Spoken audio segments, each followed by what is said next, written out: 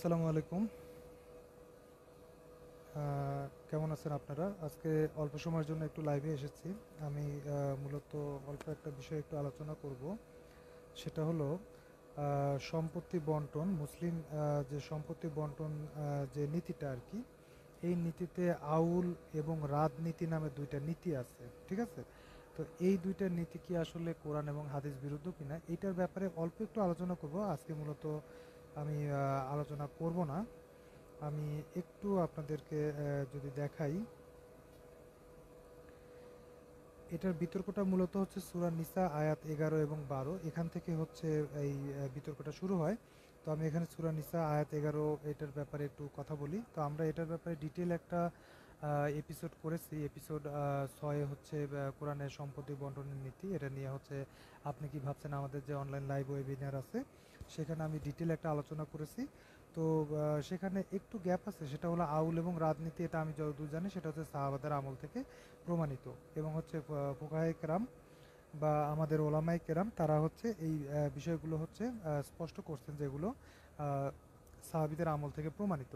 তো মূলত আসলে সাহাবীদের আমল থেকে যে প্রমাণিত এই বিষয়ে তাদের আমি কোনো লেখা বই পুস্তক মানে মোটেই পাচ্ছিলাম না। এবং সত্যি কথা বলতে কি, আমাদের বাংলা ভাষায় এই জাতীয় লেখা বইয়ের সংখ্যা খুবই কম, খুবই কম। আমি অনেক খোঁজাখুঁজি করেছি, যেমন খুব ভালো একটা বই আহকামে জিন্দেগি, মাওলানা হেমায়েতুদ্দিন সাহেব উনি লিখেছেন। এখানে মুসলমানদের সমস্ত আহকাম, চলাফেরার জন্য নামাজ, রোজা, হজ, জাকাত থেকে শুরু করে সন্তান লালন পালন, মানে এভরিথিং মোটামুটি উনি কিন্তু কাভার করছেন। কিন্তু এই সম্পদের যে মিরাসের যে সম্পদ আর কি, ঠিক আছে, এটা ওয়ারিসদের মধ্যে কীভাবে বন্টন হবে এটার ব্যাপারে উনি একটা লাইনও লেখেন নাই। মানে কিভাবে বন্টন হবে সেটা লেখেন নাই উনি, এটার ব্যাপারে তাগাদা দিচ্ছেন, কিছু উৎসাহমূলক কথাবার্তা বলছেন, কিন্তু কিভাবে বন্টিত হবে সেটা উনি কোনো কথাবার্তা বলেন নাই। এরপরে আমি বেহেশতি জিওর যেটা মাওলানা আশরাফ আলী থানভী রহমতুল্লাহ আলাই উনি লিখেছেন, হাকিমুল উম্মত আশরাফ আলী থানভী রহমতুল্লাহ আলাই। তো ওনার যে বেহেশতি জিওর এটার অনুবাদ মাওলানা শামসুল হক ফরিদপুরি রহমতুল্লাহ আলাই। তো ওনার অনুবাদ গ্রন্থটা পড়লাম, ওখানেও একই অবস্থা। ওখানে উনি এক পৃষ্ঠা অল্প কিছু নীতি বা রুলস অ্যান্ড রেগুলেশন এটা লিখছেন। লেখার পরে ওখানে আসলে ওইভাবে কোনো উদাহরণ দিয়ে যে বন্টনটা কিভাবে হবে, ঠিক আছে, ফর এক্সাম্পল একজন লোক মারা গেলেন বা একজন পুরুষ মানুষ মারা গেলেন, তার হচ্ছে স্ত্রী আছে, দুইজন কন্যা আছে, একজন বা পুত্র আছে, বাবা আছে, মা আছে, বা চাচাতো ভাই বোনরা আছে, তো বা তার ভাই বোন আছে। তো এই যে এরকম বিভিন্ন কন্ডিশনে কিভাবে ভাগ হবে এটা যে উদাহরণ দিয়ে দেখানো, তো সেরকম কিন্তু আমি ওখানে পাইনি, ঠিক আছে, ওখানে কোনো উদাহরণ এরকম আমি পাইনি। তো এই কারণে আমার একটু সমস্যা হচ্ছিল। তো আমি আজকে একটা ইয়ে পেয়ে গেছি আর কি, একটা বই পেয়েছি, আমার কাছে মোটামুটি ভালো লেগেছে, একটু গাইডলাইন হিসেবে হয়তো বা কাজ করবে। তো আমি সূরা নিসা থেকে একটু বলে নিই, যে এই যে এখানে দেখেন সূরা নিসার যে 11 নম্বর আয়াত, এখানে আল্লাহ তোমাদের সন্তান সন্ততি সম্পর্কে তোমাদেরকে নির্দেশ দিচ্ছেন যে পুরুষের অংশ দুই নারীর সমান। তো এই আয়াতে কিন্তু স্পষ্ট এটা হচ্ছে সন্তান সন্ততির ক্ষেত্রে, অর্থাৎ ছেলে মেয়ের ক্ষেত্রে, ঠিক আছে, যে পুরুষের অংশ দুই নারীর সমান। তবে আমরা হাদিস থেকে আমরা যেটা জানতে পারতেছি যে ভাই বোনের ক্ষেত্রেও একই হুকুম হবে, যদি ভাই বোন যদি অংশীদার হয়, ওয়ারিশ হয়, সেই ক্ষেত্রে ভাই বোন যে অংশ পাবে ভাই তার দ্বিগুণ পাবে, এইভাবে আর কি। আচ্ছা, তারপর এখানে দেখেন আরেকটা লাল কালার দিয়ে আমি যেটা লিখেছি সেটা হলো, যদি কেবল দুই বা ততোধিক নারী থাকে তবে মৃত ব্যক্তি যা কিছু রেখে গেছে তারা তার 2/3 পাবে। তো এখানে একবার স্পষ্ট, কিন্তু মানে এই লাইনটাতে একবার সুন্দরভাবে বলা আছে যে যদি কেবল দুই বা ততোধিক নারী থাকে, ঠিক আছে, অর্থাৎ মৃত ব্যক্তি, তার এখানে নারী দ্বারা উদ্দেশ্য হচ্ছে কন্যা, ঠিক আছে। তো ওই মৃত ব্যক্তি যদি দুই বা ততোধিক নারী রেখে যান, মানে কন্যা রেখে যান, মৃত ব্যক্তি এটা পুরুষও হতে পারে মহিলাও হতে পারে, যেই হোক, তো উনি যদি দুই বা ততোধিক নারী রেখে যান, সেক্ষেত্রে ওই নারীরা মানে হচ্ছে ওই কন্যারা কতটুকু পাবে, দুই 2/3 পাবে, ঠিক আছে, ওনার সম্পত্তি। আচ্ছা, যদি কেবল একজন নারী থাকে, মানে একজন কন্যা যদি রেখে মারা যান, সেক্ষেত্রে কিন্তু উনি হচ্ছে জাস্ট অর্ধেক পাবে, ঠিক আছে, ওই কন্যা জাস্ট অর্ধেক পাবে, এতটুকুই বলা আছে, ঠিক আছে। আচ্ছা, বাদ বাকি কোথায় যাবে, বাদ বাকি কোথায় যাবে সেটার ব্যাপারে দেখেন, মৃত ব্যক্তির পিতামাতার মধ্য হতে প্রত্যেকের প্রাপ্য পরিত্যক্ত সম্পত্তির 1/6, ঠিক আছে, যদি মৃত ব্যক্তির সন্তান থাকে। তো এখানে আরেকটা কন্ডিশন পাইলাম, সেটা হচ্ছে পিতামাতার প্রত্যেকের প্রাপ্য, প্রত্যেকেই কিন্তু পাবে হচ্ছে 1/6 করে, যদি মৃত ব্যক্তির সন্তান থাকে সেক্ষেত্রে। তো তাহলে আমরা যদি উপরে কন্ডিশনের সাথে এই যে পুরাটাকে আমি লাল কালার করছি, এটাকে যদি আমরা মিলাই তাহলে কি হচ্ছে, তাহলে যেটা দাঁড়াচ্ছে সেটা হলো যে যদি দুই মেয়ে থাকে তাহলে দুই মেয়ে তো 2/3 পাইলো, আর বাবা মা যদি বেঁচে থাকেন তাহলে বাবা মা 616 মানে 1/6, 1/6 দুইটা মিলে 1/3, তাহলে 1/3 আর 2/3 সব মিলে হচ্ছে পুরা একটা অংশ হয়ে গেল, ঠিক আছে? এইভাবে বন্টন হয়ে গেল, বুঝলাম। কিন্তু যদি কন্যা একজন থাকে আর হচ্ছে দুই বাবা মা থাকে, মানে একজন বাবা একজন মা, তো একজন বাবা আর একজন মা তো 1/3 হলো, আর হচ্ছে একটা কন্যা কতটুকু পাবে? অর্ধাংশ। তাহলে অর্ধাংশ আর 1/3, তাহলে একটু কিন্তু কম থেকে গেল, তাই না? একটু কম থেকে গেল। আমি যদি পার্সেন্টেজে বলি, 1/3 মানে হচ্ছে 33%-এর মতো, আর অর্ধাংশ মানে হচ্ছে 50%-এর মতো। তাহলে 50 আর 33 কত হলো? 83%। এখানে প্রায় কিন্তু 17%-এর মতো বাদ থেকে গেল। অর্থাৎ এটাকে যদি আমি ভগ্নাংশ আকারে বলি, তাহলে 1/6 সম্পদ বাদ থেকে গেল। এটা কোথায় যাবে? তো এইটা কোথায় যাবে, এইটার ব্যাপার হচ্ছে বুখারী শরীফের একটা হাদিস আছে, সেই হাদিসে বলা আছে যে নিকটতর পুরুষের কাছে যাবে। সেই নীতি অনুযায়ী হচ্ছে বাবাকে হচ্ছে ওই 1/6 সম্পদ দেওয়া হয়। অর্থাৎ উনি আগে 1/6 সম্পদ পেয়েছেন, পরে 1/6 সম্পদ পেলেন। এই দুইটা মিলে হলো ওনার 1/3 হয়ে গেল, ঠিক আছে? এটা কোন কন্ডিশন? কন্ডিশনটা হচ্ছে মৃত ব্যক্তি রেখে গেছেন কাকে কাকে? এক কন্যা আর হচ্ছে পিতামাতা, ঠিক আছে? এই কন্ডিশন। আচ্ছা দেখেন, এরপর আমি এটা হচ্ছে সবুজ কালার করছি। আর যদি তার কোনো সন্তান না থাকে, সন্তান না থাকলে কি হবে? এবং তার পিতামাতাই ওয়ারিশ হয়, এটা কিন্তু টোটালি ভিন্ন একটা কন্ডিশন। মানে সন্তান নেই এবং শুধু পিতামাতা ওয়ারিশ, সেই ক্ষেত্রে মায়ের প্রাপ্য 1/3। তো মা যদি 1/3 পায়, বা বাবা বাকি অংশটুকু পেয়ে যাবে 2/3, যেহেতু এখানে আর কোনো ওয়ারিশ নাই। তো এটা আমরা সহজেই বুঝতে পারলাম আর কি। এইটা টোটালি একটা স্পেশাল একটা কন্ডিশন, যে কন্ডিশনে মৃত ব্যক্তি মারা গেছেন, তার কোনো ওয়ারিশ নেই, শুধু পিতামাতা আছে, সেক্ষেত্রে কিভাবে বন্টন হবে সেটা এখানে বলা আছে। আচ্ছা, তারপর এখানে কি বলা আছে? অবশ্য তার যদি কয়েক ভাই থাকে, এখন ওই যে শুধু পিতামাতা আছে ভালো কথা, কারণ পিতামাতার সাথে যদি কয়েকটা ভাই থাকে তাহলে কি হবে? তবে তার মায়ের জন্য 1/6, ঠিক আছে? মা পাবে 1/6, আর এ বন্টন করা হবে মৃত ব্যক্তি যে ওসিয়ত করে গেছে তা কার্যকর করার কিংবা তার দেনা তা পরিশোধ করার পর, ঠিক আছে? তো এই যে আমি এখানে একটা কথা বলেছিলাম, সেটা হলো তার যদি এখানে কয়েকটা ভাই থাকে, সেই ক্ষেত্রে কিন্তু এখানে মা হচ্ছে 1/6 পাবে, তখন আর 1/3 পাবে না, ঠিক আছে? তো মা 1/6 পাইলো।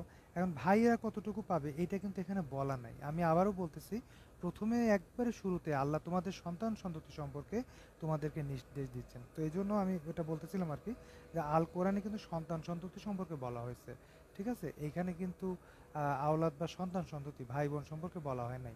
তবে হাদিসের দ্বারা বা সাহাবীদের আমলের দ্বারা এবং হচ্ছে ফুকাহে কেরামের যে সিদ্ধান্ত, সেটার দ্বারা আমরা জানতে পারি যে ভাই বোনের জন্য একই মাসালা, তারা হচ্ছে ওই অনুপাতে পাবে। আচ্ছা, এখন ভাই বোন তো পাইলো, ঠিক আছে? তো সেটার ক্ষেত্রে কি হবে সেটা আমরা পরে দেখব, আমরা একটু পরে যাব আর কি। তোমরা আসলে জানো না তোমাদের পিতা ও পুত্রের মধ্যে কে উপকার সাধনের দিক থেকে তোমাদের নিকটতর, এসব আল্লাহ কর্তৃক নির্ধারিত অংশ। নিশ্চয়ই আল্লাহ সর্বজ্ঞ।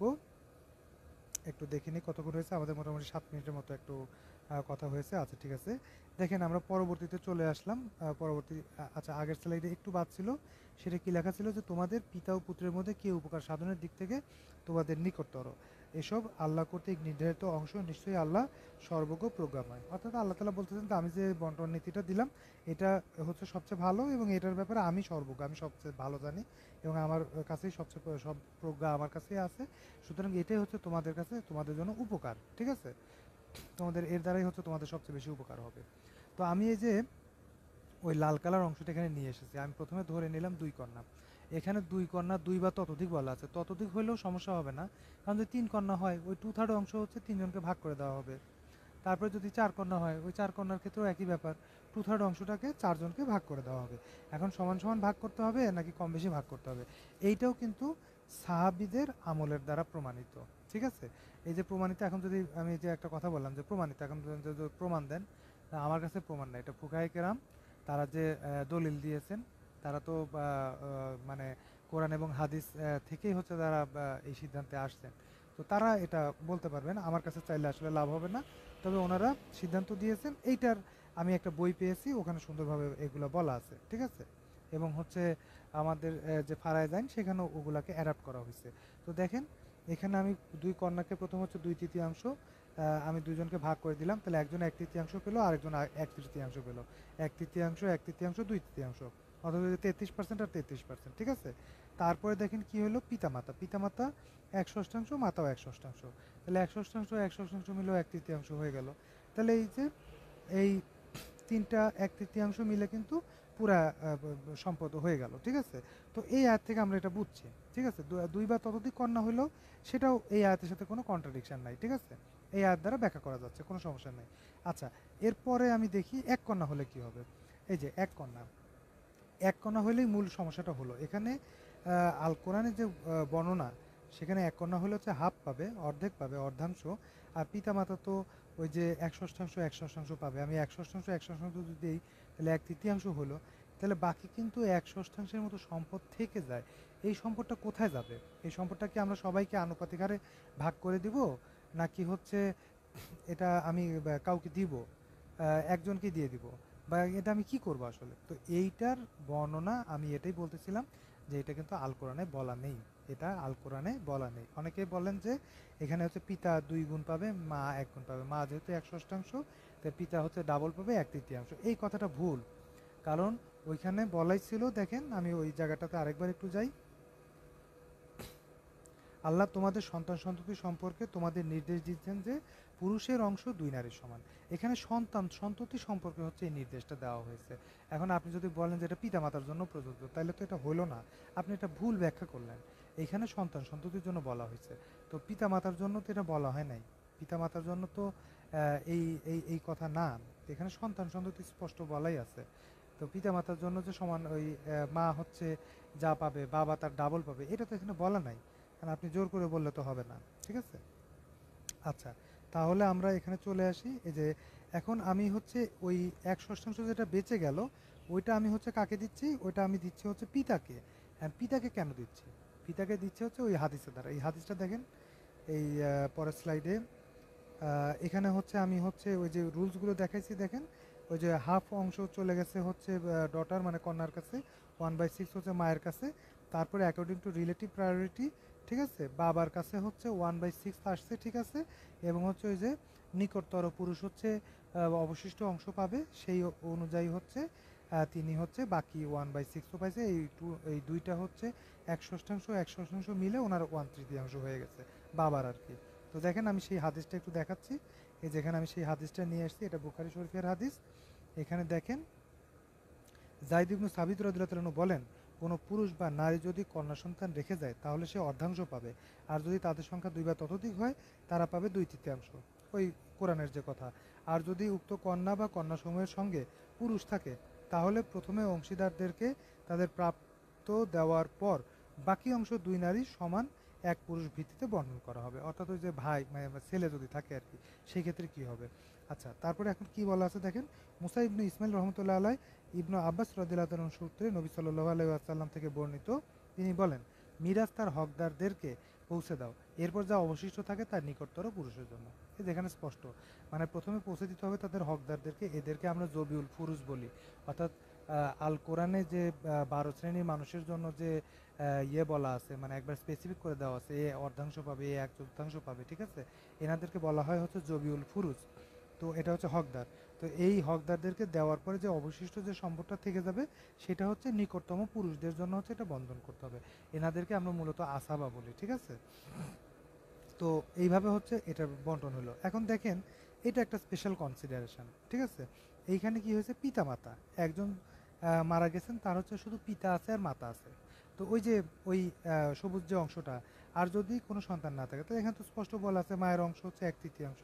মাকে এক তৃতীয়াংশ দেওয়া হয়েছে, পিতা হচ্ছে তাহলে বাকিটুক পাবে, এটা স্বাভাবিক আর কি। তাহলে ওই যে মাকে 1/3 দেওয়া হয়েছে, আর পিতা হচ্ছে 2/3 অংশ পেয়ে গেছে। তো এইভাবে হচ্ছে তাদের মধ্যে বন্টন করা হয়েছে।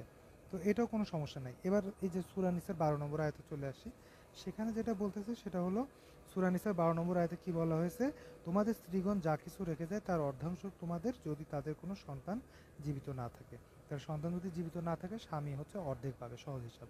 আর যদি তাদের কোনো সন্তান থাকে, তবে তারা যে ওসিয়ত করে যায় তা কার্যকর করার, এবং যে দেনা রেখে যায় তা পরিশোধ করার পর তোমরা তার রেখে যাওয়া সম্পদের এক চতুর্থাংশ পাবে। অর্থাৎ হচ্ছে যদি সন্তান থাকে, সেক্ষেত্রে স্বামী পাবে হচ্ছে এক চতুর্থাংশ। আচ্ছা, এতটুকু বুঝলাম।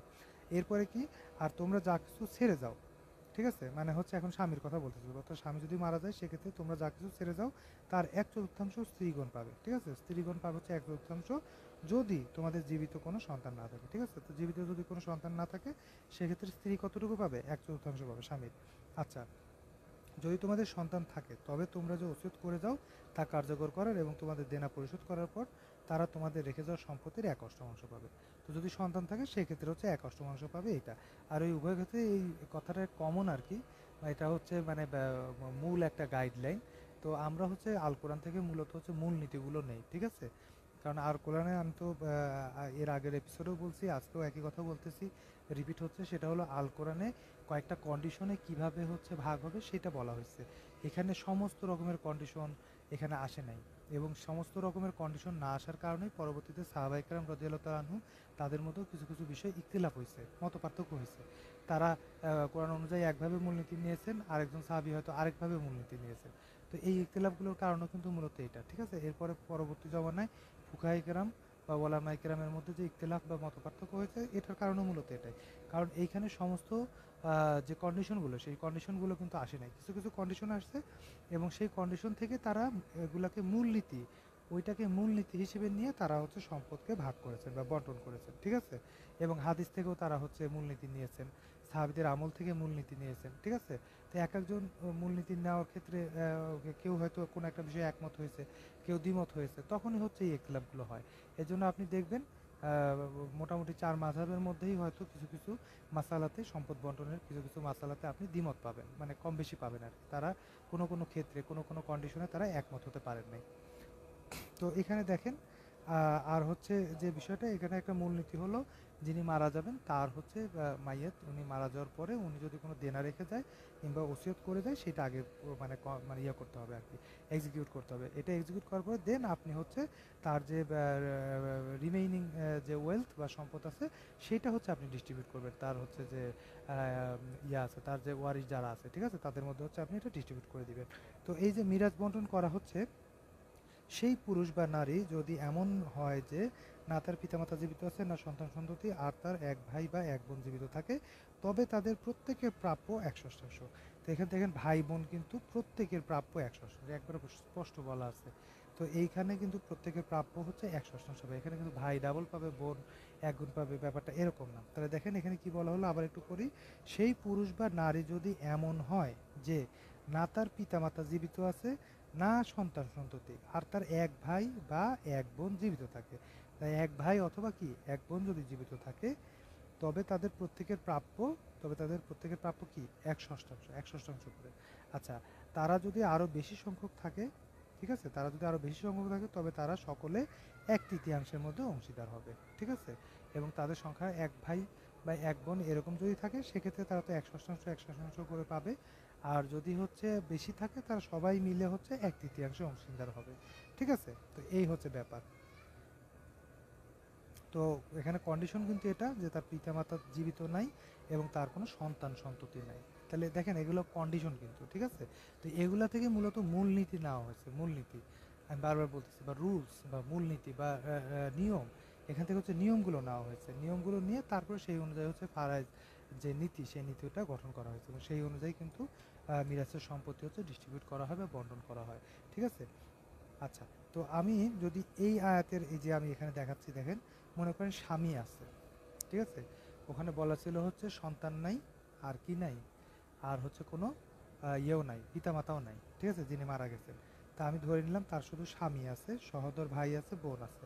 তাহলে দেখেন কি কথা বলা ছিল, স্বামী পাবে হচ্ছে স্বামী তো অর্ধাংশ পাবে সন্তান না থাকলে, এটা আমরা জানি। তো সেই হিসেবে স্বামীকে অর্ধাংশ দিলাম। আর সহোদর ভাই সহোদর বোন, ঠিক আছে, দেখেন এখানে সহোদর ভাই সহোদর বোন কিন্তু 2:1 অনুপাতে। ওখানে যদিও বলা ছিল হচ্ছে আপনার কি বলা ছিল যে প্রত্যেকে, আমি আবার একটু দেখাই, ও এখানে তো এই লাইনটা লেখাই আছে দেখেন, এই যে দেখেন যে তা না সন্তান আর তার এক ভাই বা এক বোন জীবিত থাকে, তবে তাদের প্রত্যেকের প্রাপ্য 1/8। তো প্রত্যেকের প্রাপ্য কিন্তু এখানে 1/8 বলা ছিল, ঠিক আছে? তো 1/8 কিন্তু দেওয়া হলো না, এখানে ভাইকে ডাবল দেওয়া হলো, বোনকে এক গুণ দেওয়া হলো, আর ভাইকে হচ্ছে দ্বিগুণ দেওয়া হলো, তাই না? ভাইকে বোনকে 1/8 দেওয়া হলো, আর হচ্ছে ভাইকে 1/3 দেওয়া হলো। তো এইখানে হচ্ছে ওই যে বললাম যে সাহাবীদের যে ইয়ে আমল দ্বারা প্রমাণিত, সেটা হচ্ছে ভাইকে ডাবল দিতে হবে, ঠিক আছে? যদিও কোরআনের ওই আয়াতে কিন্তু বলা হয়েছে সন্তান সন্ততি, ঠিক আছে? সন্তান সন্ততির ক্ষেত্রে হচ্ছে এক নারী সমান মানে এক নারী যে অংশ পাবে তার চেয়ে ডাবল অংশ পাবে হচ্ছে একটা পুরুষ। তো সেটা বলা ছিল, ঠিক আছে? তো সেই নীতি অনুযায়ী এখানে হচ্ছে বোনকে হচ্ছে আপনার 1/6 বা 1/6 দেওয়া হলো, আর হচ্ছে ভাইকে দেওয়া হলো হচ্ছে 1/3। তাহলে 1/6, 1/3, আর হচ্ছে হাজব্যান্ড হচ্ছে অর্ধেকে, যে আমি এখানে দেখাচ্ছি 50%, 33%, 16%, সব মিলে 100% হয়ে গেল। তাই এই আয়াতের ব্যাখ্যাও কিন্তু এখানে শেষ। এই তাফসিরে তাকি উসমানিতেও কিন্তু ওই কথাগুলোই বলা হয়েছে, যে এখানে জবিল ফুরুজ এবং আসাবা সেই ব্যাপারেই হচ্ছে এখান থেকে মিরাজ বন্টনের যে নীতিগুলো সেগুলো হচ্ছে নেওয়া হয়েছে। ঠিক আছে, এই দেখেন তাফসিরে তাকি উসমানি। এবং এখানে কিন্তু আরও একটা দেখেন তাফসিরে লিখে দিচ্ছে, সেটা হচ্ছে সম্পত্তির 1/3 ভিতর থেকে ওসিয়ত পূরণ করা হবে। ঠিক আছে, এইটারও পিছনে হচ্ছে ব্যাকগ্রাউন্ডে কি আছে, হাদিস আছে। তো এই জন্য বলি যে এই যে ওয়ারিশ, কোনো কেউ যদি হচ্ছে তার পুরো সম্পদ যদি ইয়ে করে যায়, মানে ওসিয়ত করে যায় কাউকে দেওয়ার জন্য, তাহলে কি পুরো সম্পদ হচ্ছে দেওয়াটা তাদের জন্য জরুরি? যারা ওয়ারিশ, না, তারা সর্বোচ্চ 1/3 হচ্ছে দিবে, তার চেয়ে বেশি তাদের উপর দেওয়াটা জরুরি না। তো এই যে এগুলো আমরা কোথা থেকে জানবো? এগুলো জানতে হবে হাদিসে। তো কিছু ভাইয়া হচ্ছে আহ, বা কিছু আমার সাথে অনেকের কথা হচ্ছে, তাদের হচ্ছে তারা বলতেছেন যে কোরআনে, আল কোরআনে মানে সমস্ত হুকুম আহকামে ইন ডিটেলে এটা লেখা আছে। তো আসলে তারা কেন বুঝতেছেন না আমি নিজেও বুঝতে পারতেছি না। আল কোরআন তো খুবই সংক্ষিপ্ত একটা গ্রন্থ, খুবই সংক্ষিপ্ত একটা গ্রন্থ, মানে 6,000 সামথিং আয়াত এখানে হচ্ছে আছে। তো এই একটা কোরআন শরীফে এই 6,000 সামথিং আয়াত দিয়ে তো পুরো ইসলাম, এটা লেখা তো, এটা অসম্ভব। ওনারা কীভাবে বলেন আমি জানি না। যেমন আপনি যদি নামাজের ক্ষেত্রেই ধরেন, আপনি নামাজ কয় ওয়াক্ত পড়বেন, এবং কোন ওয়াক্তে কত রাকাত ফরজ, কত রাকাত সুন্নত, কত রাকাত ওয়াজিব পড়বেন, কিভাবে নামাজটা আদায় করবেন, এই বিষয়গুলো কিন্তু আল কোরআনে আসেনি, না আসাটাই স্বাভাবিক। এটা হুজুরে পাক সাল্লাল্লাহু আলাইহি ওয়াসাল্লামের হাদিসে এসেছে, সাহাবীদের জীবনী থেকে আমরা পাই, সাহাবীরা কিভাবে আমল করছেন সেটা আমরা জানতে পারি। তো সুতরাং এটা খুব একটা স্বাভাবিক বিষয়। আচ্ছা, এরপরে দেখেন সম্পদ বন্টনের এই আয়াতটা কখন নাজিল হয়েছিল, সেটা এখানে এখানে দিয়েছি সহিহ বুখারীতে। তারপরে হচ্ছে এখানে সম্পদ বন্টনে আমি দুইটা একটা অ্যাপস ব্যবহার করেছি, সেই অ্যাপসে দেখেন একই রকম রেজাল্ট আসছে। এবং হচ্ছে এই অ্যাপ দুটো হচ্ছে উত্তরাধিকার.com, এটা আমাদের বাংলাদেশের। আর আরেকটা হচ্ছে সরি আর আরেকটা হচ্ছে ইসলামিক ইনহেরিটেন্স ক্যালকুলেটর, সেটা আমি দেখাইছি। ঠিক আছে, এখানে লিঙ্ক দেওয়া আছে। আপনারা এপিসোড 6টা একটু দেখে নিতে পারেন, এপিসোড 6টা দেখে নিলে আপনাদের ইয়ে হবে আর কি, মানে এটা কি বলে, ওটা আরও ক্লিয়ার হবে আর কি, ওখানে আমি ইন ডিটেলে বলে গেছি এগুলো। তারপরে হচ্ছে দেখেন এইখানে একটা সাহাবীদের সম্পদ বন্টনের ব্যাপারে দেখেন সাহাবীরা প্রশ্ন করতেন, সেরকম আমি একটি হাদিস এখানে উঠিয়ে নিয়ে এসেছি। ঠিক আছে, ওনারা অনেক সময় অনেক প্রশ্ন করতেন, এবং হচ্ছে অভিজ্ঞ সাহাবী ছিলেন হচ্ছে এই ফারাইজের ব্যাপারে। দেখেন এখানে লেখা আছে, জ্ঞানী হচ্ছে যায়েদ ইবনে সাবিত রাদিয়াল্লাহু আনহু। ঠিক আছে, উনি হচ্ছে অত্যন্ত এই ব্যাপারে অভিজ্ঞ ছিলেন। ঠিক আছে, এরপরে দুইটা পৃষ্ঠা চলে গেল কিনা, না দুইটা পৃষ্ঠা যায়নি। আচ্ছা, এই যে এইটা হচ্ছে মূল একটা সমস্যা ছিল, এই সমস্যাটা নিয়ে মূলত আমি আলোচনা করব। দেখেন, স্বামী, বাবা, মা, ঠিক আছে, এবং হচ্ছে এক কন্যা এবং এক পুত্র যদি থাকে, তাহলে ফারাইজের নীতি অনুযায়ী কি করতে হবে? ফারাইজ নীতি অনুযায়ী হচ্ছে স্বামী, বাবা, মা এনারা হচ্ছে জবিল ফুরুজ। ঠিক আছে, এইটা বুঝতে হবে যে ফুকাহে কেরাম এনাদেরকে বলতেছেন হচ্ছে জবিল ফুরুজ, আর যখনই পুত্র কন্যা থাকে তখন তারা হয়ে যান হচ্ছে আসাবা।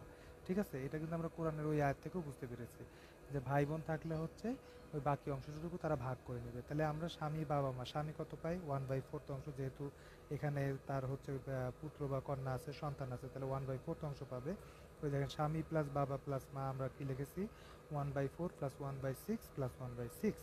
তাহলে কত হয়? আমরা দেখেন 3/12, 2/12 প্লাস 2/12 সমান হচ্ছে 7/12, 7/12 হয়ে গেল। তাহলে অবশিষ্ট কতটুকু থাকলো? এক থেকে দেখেন মাইনাস হচ্ছে 7/12, এটা আমরা বাদ দিয়েছি, তাহলে কত থাকলো? 5/12। ঠিক আছে, এরপরে তাহলে কন্যা এবং পুত্র এই দুইজনের মধ্যে আমরা ভাগ করে দেবো। তাহলে কন্যা 1 ধরেন আর পুত্র 2 ধরেন, তাহলে 2 আর 1 কত হলো? 3 হলো। এবার তাহলে আপনি 5/12কে 3 দিয়ে ভাগ করেন, তাহলে এটা কন্যার অংশ হয়ে যাবে, সহজ হিসাব। তাহলে 5/12কে 3 দিয়ে ভাগ করেন, ভাগ করলে 3 বারং 36, মানে 5/36 হলো। ভালো কথা। তাহলে পুত্রের অংশ কতটুকু হবে? ওই 5/36কে আবার 2 দিয়ে গুণ করেন, এই যে কালো কালার, তো এখানে লেখা আছে দেখেন 5/18। তাইলে আমি এই পুরো অংশ কিন্তু পেয়ে গেলাম। দেখেন স্বামী 1/4, এই যে ডান পাশে সবুজ কালার একটা বক্স করে আমি লিখে দিয়েছি, স্বামী 1/4 মানে হচ্ছে 25% হলো, বাবা হচ্ছে 1/6 মানে হচ্ছে 16.67%, মা হচ্ছে 1/6 মানে হচ্ছে 16.67%, পুত্র হচ্ছে আপনার এখানে লিখেছি হচ্ছে পুত্র হচ্ছে আপনার কত? 5/18 মানে হচ্ছে 27.78% আসে। ঠিক আছে, আর কন্যা হচ্ছে 5/36 মানে হচ্ছে 13.89%, এই টোটাল হচ্ছে 100%। ঠিক আছে, আর এই যে আমি এখানে জমি শতাংশ দেখাইছি, এটা হচ্ছে যে 12 লক্ষ টাকা আমি বুঝাইছি, 12 মনে করেন 12 শতাংশ জমি। ঠিক আছে? ওই লাখ টাকা তো আপনি এখানে মনে করেন জমি আর কি 12%। তো তাহলে ওই যে একজন পাবে, স্বামী পাবে 3, 25% 3, পুত্র দেখেন 3.33, ওখানে ওই ইয়াটা দেওয়া আছে আর কি। কন্যা হচ্ছে 1.66, পিতা হচ্ছে 2, মাতা হচ্ছে 2, ঠিক আছে? এইভাবে হচ্ছে বলা আছে ওই যে 1/6। সো 1/6 অংশ সহজেই বোঝা যাচ্ছে, 12কে 6 দিয়ে ভাগ করেন, 6 দুগুণে 12, মানে 2 লাখ। তো 2 লাখ টাকা চলে আসে পিতা মাতার জন্য, ঠিক আছে? তো এই হচ্ছে নিয়ম। এখন দেখেন, এইখানে দেখেন এই যে স্টেপগুলো আমি কিন্তু এখানে ইংরেজিতে লেখা আছে, সেটা হচ্ছে হাজবেন্ড, তারপরে হচ্ছে ফাদার এবং মাদার, ওনাদেরকে 1/4, 1/6 এবং 1/6 এটা দিলেন। দেওয়ার পরে এই দেখেন এখানে লেখা আছে distribute the remaining shares according to the relative priority. তো এই হচ্ছে আমাদের যে রুল। তো আমরা এটা দেওয়ার পরে হচ্ছে আসাবাদেরকে ওই রিমেনিং যে শেয়ারটা সেটা হচ্ছে আমরা ডিস্ট্রিবিউট করব। কিভাবে ডিস্ট্রিবিউট করবো? এই যে 2:1 অনুপাতে, ভাই বোন যেহেতু আছে তাহলে 2:1 অনুপাতে ভাগ হয়ে যাবে তাদের মধ্যে। ওকে, ফাইন। এখন এই হচ্ছে গেল। এখন দেখেন সম্পত্তি বন্টনে আউল নীতির প্রয়োগ। এই আউল নীতিটা কখন আসে সেটাই আমরা এখন একটু আলোচনা করব, ঠিক আছে? এইটা দেখার আগে আমরা একটু ইয়েতে যাই। আমরা আরেকটা ইয়ে দেখব একটু। আমরা ওই বইটা পেয়েছি, খুব চমৎকার একটি বই। বইটা কোথায় আছে? এই যে এইটা হচ্ছে ইসলামের উত্তরাধিকার আইন, ঠিক আছে? এই বইটা দেখেন, আপনারা দেখতে পাচ্ছেন মনে হয়। এইটা হচ্ছে বইটার হচ্ছে 56 পৃষ্ঠা, ঠিক আছে? 56 পৃষ্ঠায় দেখেন বর্ধিত সংখ্যার বন্টন নীতি, ঠিক আছে? এইখানে কিন্তু বলা আছে দেখেন, প্রাপ্যাংশ বন্টনের বেলায় কখনো এমন হয় যে তাদের নির্দিষ্ট অংশগুলো একত্র করলে তার পরিমাণ পরিত্যক্ত সম্পত্তির চেয়ে বেশি হয়ে যায়, ঠিক আছে? অর্থাৎ অংশ নির্ণয় সংখ্যাটি মোট অংশ থেকে কমে যায়। এমত অবস্থায় কিছু সংখ্যক ওয়ারিশকে পূর্ণ হিস্সা প্রদান করলে অবশিষ্ট কিছু সংখ্যক ওয়ারিশের হিস্সা কমে যায় কিংবা তারা সম্পূর্ণ বঞ্চিত হয়ে যায়। এই সমস্যার সমাধান কল্পে বন্টনের মূল রাশিকে বৃদ্ধি করে প্রাপ্যাংশ অনুপাতে ওয়ারিশদের মাঝে সম্পত্তি বন্টন করতে হয়, যাতে ভগ্নাংশ ছাড়াই সকলের অংশ মিলে যায়। এর ফলে প্রত্যেক ওয়ারিশের নির্ধারিত অংশ স্বাভাবিকভাবেই কমে যায়, ঠিক আছে? কাজেই উত্তরাধিকার বন্টনের মূল রাশি বৃদ্ধি ও ওয়ারিশদের নির্ধারিত অংশ হ্রাসকরণকে আউল বলা হয়, ঠিক আছে? এই যে এই আউলটাকে কাকে বলা হয়, আউলের অর্থটা এখানে লিখছে যে উত্তরাধিকার বন্টনের মূল রাশি বৃদ্ধি ও ওয়ারিশদের নির্ধারিত অংশ হ্রাসকরণকে আউল বলা হয়, ঠিক আছে? তো উল্লেখ্য যে মাসালার মূল বন্টন সংখ্যা সর্বমোট 7টি, এগুলোর মধ্যে 2, 3, 4, এখানে একটু বিস্তারিত কথা বলছে। তো এখানে দেখেন আউল পদ্ধতি নিয়ে অহেতুক প্রশ্ন। আমরা ইতোপূর্বে উল্লেখ করেছি যে ওয়ারিশদের প্রাপ্যাংশ বন্টনের সময় অংশ নির্ণয় সংখ্যাটি যদি মোট অংশ থেকে কম হয়ে যায়, তখন অংশ নির্ণয় সংখ্যাটি বৃদ্ধি করে মোট অংশের সমান করা অপরিহার্য হয়ে যায়। যেমন যেখানে একটা উদাহরণ দিয়েছে 3/6 প্লাস 4/6, তাহলে কত হচ্ছে? 7/6। তো 7/6 তো বড় হয়ে যাচ্ছে, তখন 7/7 ধরা হয়, ঠিক আছে? তখন এইভাবে হচ্ছে এই কাজটা করা হয়। এখানে মূল রাশি বা অংশ নির্ণয় সংখ্যা হচ্ছে 6 আর মোট অংশ হলো 7। তো 7 বড় হয়ে গেল 6-এর তুলনায়, এই জন্য আমরা 7/7 ধরে ভাগ করে দিই। মানে 3/7 একজন পাবে, একজন 4/7 পাবে, এইভাবে হচ্ছে ভাগটা করা হয়, ঠিক আছে? এই যে এই জিনিসটা লেখা আছে যে 7/7 হচ্ছে রূপটা নেওয়া হয়। এই পরিবর্তিত রূপকে ওই যে আউল বলা হয়, ঠিক আছে? এখন এই ব্যাপারে ওলামায়ে কেরামের মতামত এই যেখানে লেখা আছে দেখেন, এ ব্যাপারে ইসলামিক গ্রন্থরাজি গবেষণায় দেখা যায় যে ইমাম ইবনু হাজম, ইমাম নববী, ইমাম আস-সুয়ুতি 53, এখানে একটা টিকা দেওয়া আছে, আমি টিকাটা দেখাচ্ছি। তাদের গ্রন্থে উল্লেখ করেন সর্বপ্রথম আউল পদ্ধতির প্রয়োজনীয়তা দেখা দেয় ওমর রাদিয়াল্লাহু তাআলা আনহুর শাসন আমলে। জনৈকা মহিলা স্বামী ও 2 সহোদরা জীবিত রেখে মৃত্যুবরণ করেন। তো দেখেন স্বামী এবং 2 সহোদরা মানে হচ্ছে 2 বোন, তাই না? 2 বোনকে রেখে হচ্ছে মারা গেছেন। আর হচ্ছে স্বামী, তো স্বামী তো স্বাভাবিকভাবে অর্ধেক পাবে, তাই না? স্বামী কি পাবে? অর্ধেক পাবে। আর হচ্ছে বোনদের অংশ কত? আমরা বোনদের অংশ দুই বোন রেখে যদি মারা যায়, আমরা একটু দেখতেছি, তো ওখান থেকে হচ্ছে যোগ করলে দেখা যায় বেশি হয়ে যাচ্ছে, ঠিক আছে? আর সম্ভবত বোনদের অংশ হচ্ছে কত? 1/3। তাহলে বোনরা হচ্ছে 2 বোন মিলে হচ্ছে 1/3 পাবে, তাই না? তো 2 বোন মিলে যদি 1/3 পায়, তাহলে আপনার হচ্ছে কত হচ্ছে? স্বামী হচ্ছে, সরি, 2 বোন হচ্ছে, একজন হচ্ছে 1/3 আরেকজন 1/3, তাই না? 2/3 আর হচ্ছে হাফ, তাইলে হচ্ছে বেশি হয়ে যাচ্ছে, একের তুলনায় বেশি হয়ে যাচ্ছে। আচ্ছা, তো উক্ত মহিলার স্বামী ও 2 বোনের উত্তরাধিকারী হিসেবে ওমর রাদিয়াল্লাহু তাআলার কাছে অংশ বন্টন সমস্যার সর্বশেষ সিদ্ধান্ত গ্রহণের জন্য আসলে তিনি আল কোরআনের ভাষ্য অনুসারে স্বামীকে সম্পত্তির অর্ধেক এবং 2 বোনকে 2/3 হিসেবে বন্টন করে দেন, ঠিক আছে?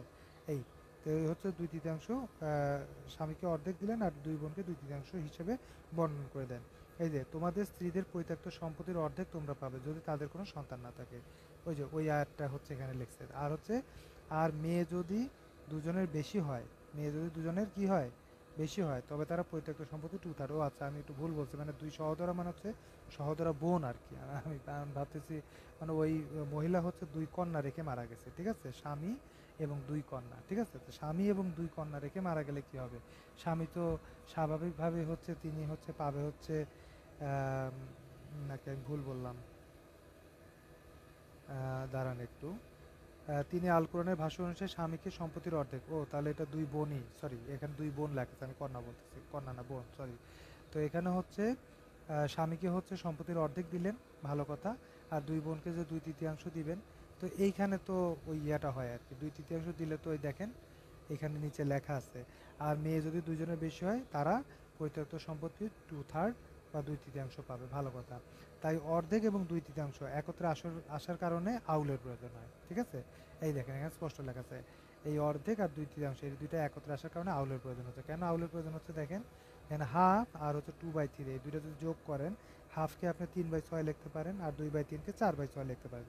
তাহলে 7/6 হলো না? তাহলে এই যে 7/6 হলো, এখন 7টা অংশ আপনি একটা সম্পত্তিকে 6 ভাগ করে 7টা অংশ দিবেন কিভাবে? এটা তো দেওয়া পসিবল না। তাইলে এই যে সমস্যাটা তৈরি হলো, ঠিক আছে। তবে উক্ত বন্টন সমস্যার সমাধানে আব্দুল্লাহ ইবনে আব্বাস রাদিয়াল্লাহু তাআলা এর অভিমত হচ্ছে আল্লাহর পবিত্র দিনে আউল এর কোনো অবকাশ নেই। দেখছেন, এখানে কিন্তু সাহাবীদের মধ্যে দ্বিমত রয়েছে, ঠিক আছে। তো আমি এইটাই মূলত জানার জন্য একটু অপেক্ষা করতেছিলাম, বইটা আমার হাতে আসাতে আল্লাহ তাআলা সহজ করে দিচ্ছেন আর কি। তো এখানে সাহাবীদের মধ্যে ইখতিলাফ আছে।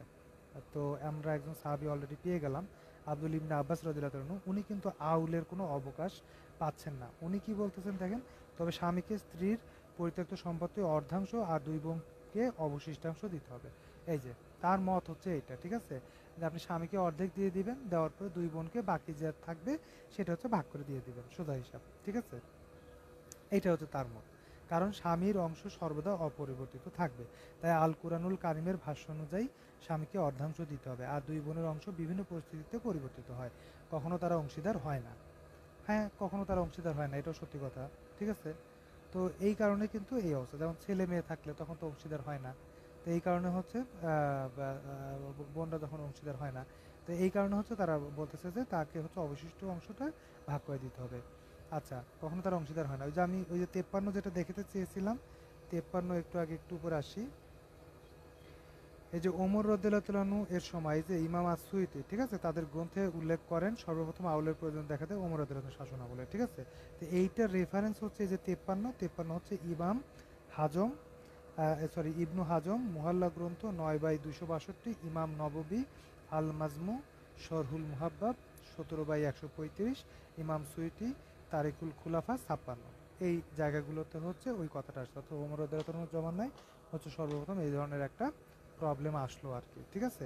এবং তখন উনি হচ্ছে ওই যে কোরআনের, আমি বললাম কোরআনের মূলনীতি অনুযায়ী উনি ফায়সালা দিচ্ছেন কি, উনি ফায়সালা দিচ্ছেন কিন্তু হচ্ছে যে আউল নীতি অনুযায়ী, অর্থাৎ প্রপোর্শনেটলি তাদের অংশটা রিডিউস করতে হবে, ঠিক আছে, অর্থাৎ আনুপাতিক হারে। এটা আমি আমার কাছেও ব্যক্তিগতভাবে এই মতটাকে হচ্ছে অধিক যুক্তিযুক্ত মনে হয় আর কি। অর্থাৎ আল্লাহ তাআলা কোরআনে যেটা বোঝাতে চেয়েছেন, আমার কাছে যেটা মনে হয় সেটা হলো আল্লাহ তাআলা বুঝাইছেন যে যদি বাবা অর্ধেক পায়, যদি হচ্ছে দুঃখিত, যদি হচ্ছে ওই কি বলে, মা যদি 1/6 পায়, বাবা 1/6 পায়, মানে এটার দ্বারা বোঝানো হয়েছে যে এই অনুপাতে পাবে, ব্যাপারটা হচ্ছে এরকম। তার মানে এই নয় যে এক্স্যাক্টলি তাকে 1/6ই দিতে হবে। যদি এক্স্যাক্টলি 1/6 পায়, 1/6 পাবে। যদি আপনার বেশি থাকে বেশি পাবে, যেমন মনে করেন শুধু বাবা আর মা আছে, সেক্ষেত্রে তো কন্ডিশন উল্টে যায়, তখন হচ্ছে মা 1/3 পায়, বাকি 1/6 হচ্ছে বাবা, 2/3 হচ্ছে বাবা পায়, তাই না? তো এই হচ্ছে মূল কথা আর কি।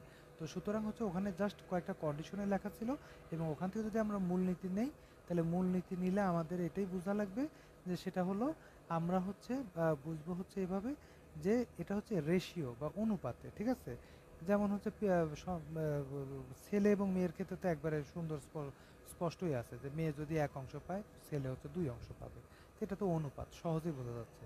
তো বাকিগুলো আসলে অনুপাত হবে। তো আমার কাছে এই মতটাকেই বেশি গ্রহণযোগ্য মনে হয়, যেটা ওমর রাদিয়াল্লাহু তাআলা ফায়সালা দিচ্ছেন, এবং এর উপরে অনেক সাহাবা ইকরাম রাদিয়াল্লাহু তাআলা আনহুমের হচ্ছে ইয়ে আছে, ঐক্যমত আছে। ঠিক আছে? তবে আব্দুল ইবনে আব্বাস রাদিয়াল্লাহু তাআলা আনহু উনিও অনেক বড় একজন সাহাবী। উনি ঐক্যমত পোষণ করেন নাই। উনি বলছেন যে আউলের কোনো দরকার নাই। আমরা যেটা কি করব, প্রথমে স্বামীর অংশ স্বামীকে দিয়ে দেবো, এরপরে যা বাকি থাকবে তা হচ্ছে বোনদেরকে দিয়ে দেবো। এইভাবে হচ্ছে ওনার কথা আর কি। ঠিক আছে? তো যার দুই বোনের অংশ বিভিন্ন পরিস্থিতি কম বেশি হয়েছে। আবার কখনো তারা 2/3 পায়। ঠিক আছে?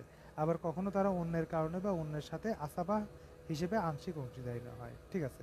কিন্তু উক্ত মাসালায় ওমর রাদিয়াল্লাহু তাআলা এর অভিমত হচ্ছে, তিনি ইবনুল আব্বাস রাদিয়াল্লাহু তাআলা আনহুকে লক্ষ্য করে বললেন, ইবনুল আব্বাস, আমি তো তাদের মাঝে পার্থক্য করতে পারছি না কাকে আল্লাহ তাআলা অধিকার দিয়েছেন আর কাকে দেননি, তাই তাদের মাঝে আউল পদ্ধতিতে বন্টনের সিদ্ধান্ত গ্রহণ করব। এইখানে কিন্তু এই কথাটা খুব একটা গুরুত্বপূর্ণ একটি কথা, যে আমি দুইজনের মধ্যে পার্থক্য করতে পারতেছি না। কারণ ওই যে 12 নম্বর আয়াতে তো ভাই বোনের কথাও আছে, তো ওখানে স্বামীর কথাও আছে, স্বামীকে অর্ধেক দিতে বলা হয়েছে, সেটাও ঠিক আছে। আবার দুই ভাই বোনকে যে ওই যে 1/3 করে দেওয়া দিতে বলা হয়েছে, সেটাও তো বলা আছে। তা আমি এখন কাকে দিব আগে, আর বাদ বাকি ভাগ করে দিব, নাকি আগেই বোনদেরকে আমি দিয়ে বাদ বাকি যা আছে স্বামীকে দিব, আমি তো এটা পার্থক্য করতে পারতেছি না। এইটাই হচ্ছে উনি বলতেছেন। এই কারণে উনি বলতেছেন না, তাহলে আমি কি করব, প্রপোর্শনেটলি আমি রিডিউস করব, মানে আনুপাতিক হারে আমি দুইজনকে কমিয়ে দিব। ঠিক আছে? সম্পদ যে যতটুকু, সেই যার যত অংশ বেশি তার তত বেশি কমবে আর কি। ঠিক আছে? এটাকে বলা হচ্ছে আনুপাতিক হারে কমানো, এটা হচ্ছে আউল পদ্ধতি। ঠিক আছে? তো এইটা হচ্ছে উনি বললেন। ঠিক আছে? বলার পরে তারপর বলতেছেন যে যাতে প্রত্যেকেই আল কোরআনের ভাষ্য অনুসারে তার নির্ধারিত অংশ পেতে পারে। এই লাইনটা কিন্তু খুবই ইম্পর্টেন্ট, এই লাইনটা খুবই ইম্পর্টেন্ট, যাতে প্রত্যেকেই আল কোরআনের ভাষ্য অনুসারে তার নির্ধারিত অংশ পেতে পারে। এইটা একটু আন্ডারলাইন করে রাখেন। এইটা আমি কি বলবো, যারা হচ্ছে কোরআন বুঝতেই চান না তাদের বোঝানো একটা সমস্যা হয়ে যায়। ওমর রাদিয়াল্লাহু তাআলা আনহু উনি তো অনেক বড় একজন সাহাবী, হুজুর পাক সাল্লাল্লাহু আলাইহি ওয়াসাল্লামের সাথে সবসময় থেকেছেন। তো উনি বুঝতেছেন যে এই অনুযায়ী ভাগ করে দিলেই হচ্ছে কি হবে, সেটা হচ্ছে আল কোরআনের ভাষ্য অনুসারে নির্ধারিত অংশ অনুযায়ী হচ্ছে হবে। তা আমরা হচ্ছে এটা বুঝতে চাই না, না এভাবে ভাগ করলে নাকি আল কোরআন অনুযায়ী হবে না। তো এইটাই হচ্ছে আমার মূল বক্তব্য ছিল আর কি, যে আউল নীতি অনুসরণ করলে অনেকের দাবি এটা হচ্ছে হয় না, কিন্তু ওমর রাদিয়াল্লাহু তাআলার বক্তব্য হচ্ছে এইটাই হচ্ছে করলে হচ্ছে আল কোরআনের ভাষ্য অনুযায়ী হচ্ছে নির্ধারিত অংশ হচ্ছে সবাই পায়। এবং দেখেন তার এই সিদ্ধান্ত সকলে নির্দ্বিধায় মেনে নিয়েছেন। পরবর্তীতে ইসলামী মনীষীগণও তা অকপটে মেনে নিয়েছেন।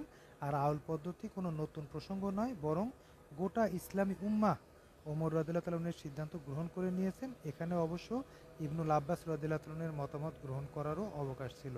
তো ইবনুল আব্বাস রাদিয়াল্লাহু তাআলার মতামত গ্রহণ করার অবকাশ ছিল, বাট পুরা মুসলিম উম্মাহ গ্রহণ করছে কি, আউল নীতিকে গ্রহণ করে নিছে। তো এই জন্য হচ্ছে মূলত আমি এই ইয়াটা দেখাচ্ছিলাম আর কি। এবং এই বইটা আমি যদি একবারে শুরুতে নিয়ে যাই, আপনারা দেখেন, এটা হচ্ছে যে ইসলামের উত্তরাধিকার আইন। হ্যাঁ, উত্তরাধিকার আইন আমি যদি একটু ছোট করে দেখাই আপনাদেরকে, দেখি দেখাতে পারি কি না। ভিউ সেটিং সিঙ্গেল পেজ, ওকে। এই যে এটা হচ্ছে সেই বই, ইসলামের উত্তরাধিকার আইন, ইসলামের সাক্ষ্য আইন। ঠিক আছে? দুজন মাওলানা সাহেব লিখেছেন, মাওলানা মোহাম্মদ আব্দুর রহমান এবং মাওলানা মোহাম্মদ খলিলুর রহমান মুমিন। এই বইটা আমি পেয়েছি পিডিএফ কপিটা, গবেষণা বিভাগ, বাংলাদেশ ইসলামিক সেন্টার, ঢাকা। ঠিক আছে? এই হচ্ছে সেই বইটা। আমি এই বইটা অলরেডি আমার যে ব্লগ, সেই ব্লগের কিন্তু পিডিএফ বুক লাইব্রেরি যেটা, সেইটাতে আমি হচ্ছে অলরেডি আপলোড করে রেখেছি। আপনারা চাইলে ডাউনলোড করে পড়ে নিতে পারবেন। খুবই সহজ, আমার ব্লগে যাবেন, ব্লগে যাওয়ার পরে হচ্ছে মেনুতে গেলে আপনি পিডিএফ বুক লাইব্রেরি নামে একটা মেনু পাবেন। ঠিক আছে? ওই মেনুতে ক্লিক করলে আপনি ওই লোকেশানে আপনাকে নিয়ে যাবে। আপনি জাস্ট এই বইটা দেখবেন, ওখানে লেখা আছে, অনেক অনেক বই আছে ওখানে। ওখানে আপনার মানে অনেক তাফসির হাদিসের বই, অনেক রকমের বই আছে।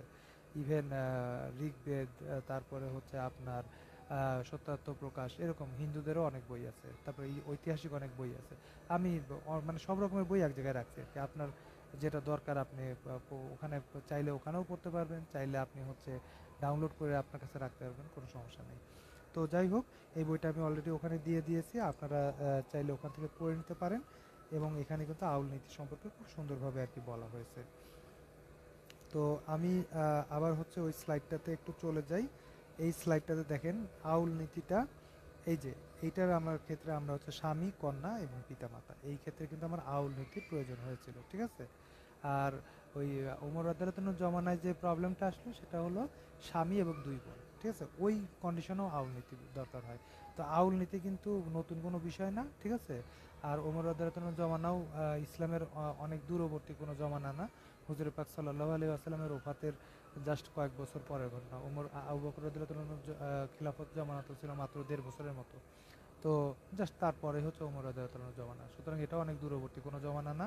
এবং ওই সময় অসংখ্য সাহাবা ইকরাম রাদিয়াল্লাহু তাআলা আনহুম জীবিত ছিলেন। তো তারা কোরআন শরীফ আমাদের চাইতে ভালো বুঝতেন।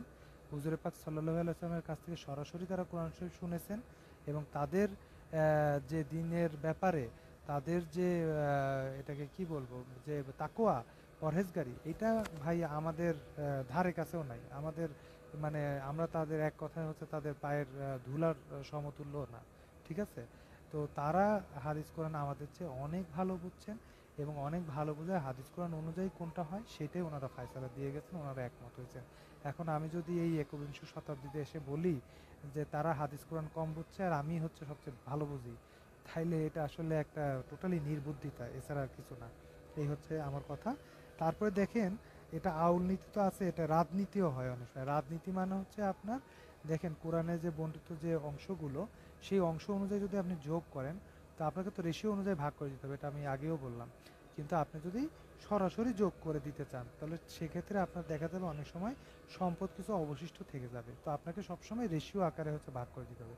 এটা হচ্ছে আমার মূল কথা, এটা হচ্ছে রাজনীতি। তো দেখেন, কন্যা এবং মাতা দুইজন যদি থাকে তাহলে কন্যাকে কি দিবেন, অর্ধাংশ দিবেন, এক কন্যা।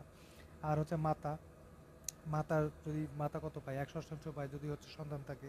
তো সেক্ষেত্রে দেখেন, এই দেখেন 1/2 আর প্লাস 1/6। তো এই দুটাকে যদি আমি করি তাহলে 6/12 প্লাস 2/12, এইভাবে যদি আমি করি তাহলে 8/12 হয়, ঠিক আছে। তো এখন দেখেন 8/12 তো হইলো, ভালো কথা।